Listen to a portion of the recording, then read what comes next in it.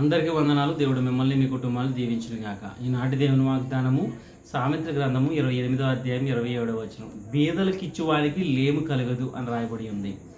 మనము ఆలోచన చేసినట్లయితే బీదలకు సహాయం చేసేవారంగా ఉంటే, అనగా లేని స్థితిలో ఉన్నవారికి, ఇబ్బందుల్లో ఉన్నవారికి, పేదవారికి ఎప్పుడైతే మనము సహాయం చేసేవారికి ఉంటామో మనకు లేమనేది ఉండదంటే, మనకు లేని స్థితి అనేది రాదు.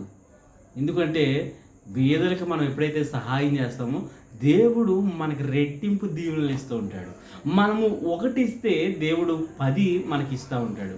అనగా నువ్వు ₹1 సహాయం చేస్తే దేవుడు దానికి అధికమైన మేలు చేత నీకు నింపుతూ ఉన్నప్పుడు నీ జీవితంలో లేమనేది ఉండదు. ఈరోజు ఒక నిశ్చయతతో నువ్వు కలిగి ఉండాలి. నేను బీదలకు సహాయం చేసే వ్యక్తిగా ఉండాలి, లేని వారికి నేను ఆదరించే వారిగా ఉండాలి అని దేవుని వాక్యం సెలవిస్తున్నట్లుగా నీవు కనుక ఒక ఆ నిర్ణయంలోనికి వచ్చినట్లయితే దేవుని జీవితంలో లేమి అనేది లేకుండా నిన్ను హెచ్చింపులోనికి తీసుకువెళ్ళే దేవుడై ఉన్నాడు.